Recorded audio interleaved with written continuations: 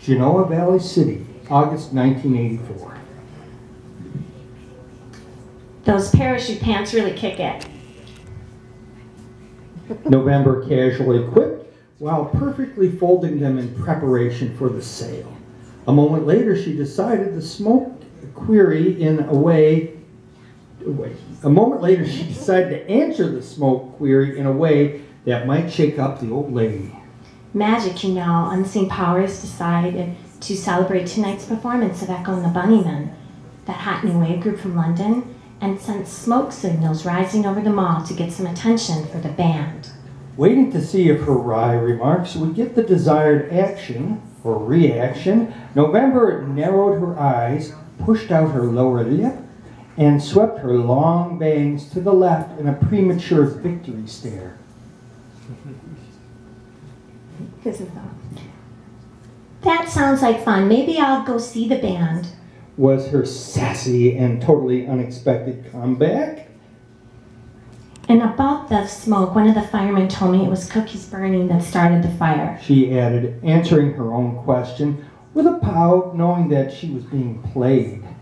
November nodded in agreement, a little disappointed she couldn't rattle her.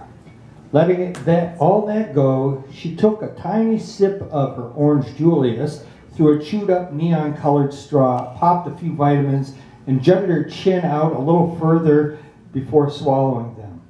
November's co-worker, merry-go-round weekend warrior Angela Gonzalez, jogged over to the counter, her round face disoriented, and seemed in a tizzy. Hey, you and Jiffy messed up our sales goals for the week. The white stirrup pants are for Saturday's sale. Angela was modeling a pair, showing off all her Pamela Anderson curves, her 19-year-old bright brown eyes buzzing with youthful energy. A teacher or two had diagnosed Angela with ADHD, but to her family, she was just high-spirited. Wear them tonight for the festival for Ian McCullough. Yeah. November's mind was racing with anticipation as she applied a shiny top coat over her midnight blue nails, the color chosen to exactly match the Z28. Tonight is really all that matters. Echo and the Bunnymen, just think, right here in the valley. She added, shaking her head at the wonder of it all. November, in an attempt to stay in the moment, turned on a hairdryer to give her nails that salon finish. With her head focused down, she caught a whiff of a familiar aroma and looked over to see an unfamiliar customer standing in the "what's new" area near the counter. He had the look of old family wealth, deep pockets, one of those guys who always walked around with a wad of bills, ready for anything. After all, money talks. Go coax him over here, Angela. November crassly ordered, a little too much like a boss for Angela's liking. Layered over her words was the sound of a hairdryer in the store's signature song, always in heavy rotation, Round and Round by Rack. As the rock ballad burst into its catchy chorus, Angela walked the tall stranger to the counter and raised up on her tiptoes like an intimidatingly tall stripper wearing elevated stilettos before turning to address him. My name is Angela.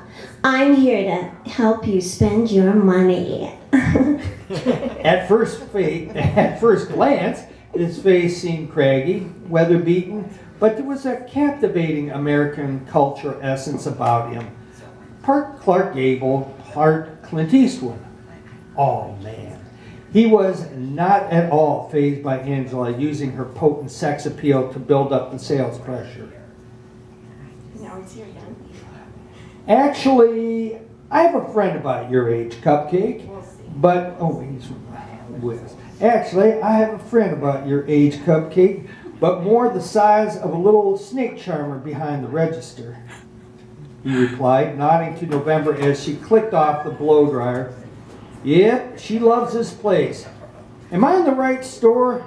Is this MGR? I was expecting to walk into a 3-ring circus.